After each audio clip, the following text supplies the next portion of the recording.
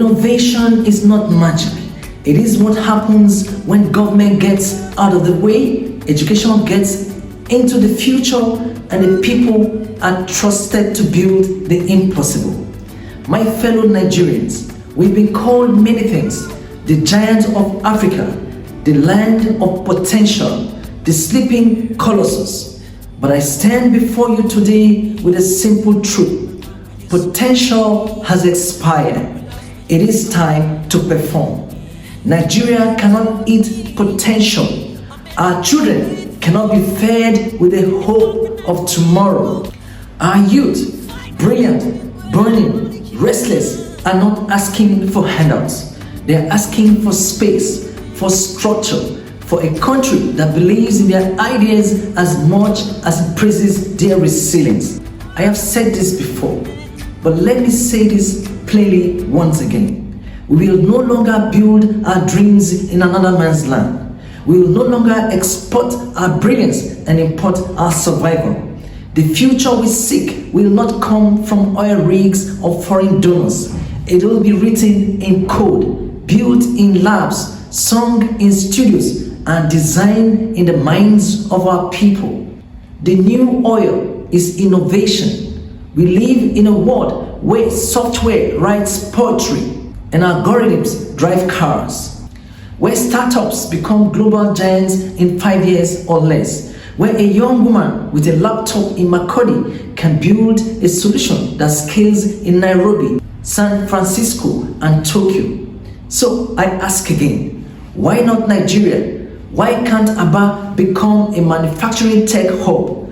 Why can't Kano be a drone development center? Why can't Lagos rival Seoul or Yaba challenge Bangalore? The answer isn't that we lack the brains. It is that we lack the infrastructure. We lack the vision. We lack the leadership. And that, my friend, is what we're here to change. The numbers speak loudly. Let us not speak only in hope. Let us speak in numbers. Unemployment among Nigerian youths, as I said before, stands at 33%. And that's the conservative figure. Our digital economy contributes less than 10% to the GDP, while in Kenya and South Africa, it's already north of 15%. Over 60% of our startups die not because the ideas are weak, but because the environment, the government is. No stable power, no patient capital, no supportive policy. Yet, despite it all, our youths are building. They are coding by candlelight.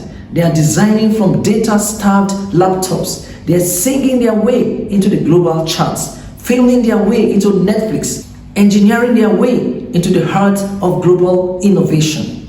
Imagine what they could do if the system worked for them and not against them. Here's our plan, not in promises, but in projects.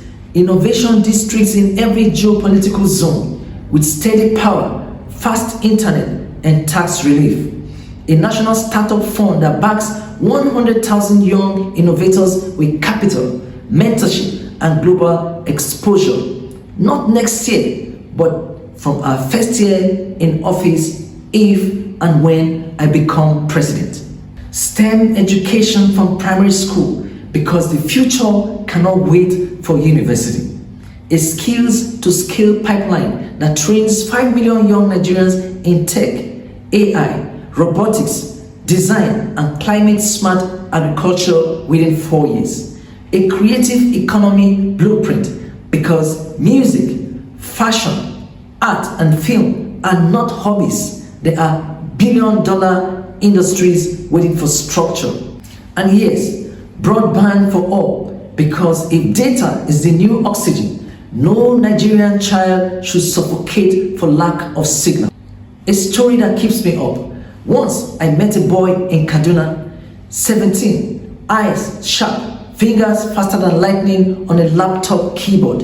He had built a payment app, sleek, secure, simple, but he had no internet connection to test it. He walked 4 kilometers to a cyber cafe every day. He didn't complain. He just kept building. I think about him often. not because his story is rare, but because it's everywhere. And I made a vow, that boy will never walk alone if I am president. He will have power, he will have policy, he will have a president who understands that his brilliance is a national asset, not a personal struggle. We are not begging, we are building. Nigeria will no longer look to the wall with outstretched hands. We will not ask for aid, we will offer ideas. We will not beg for partnerships, we will bring products to the table. This country will no longer be defined by what it consumes, but by what it creates. And to the rest of the world, let me say this. Nigeria is open for invention.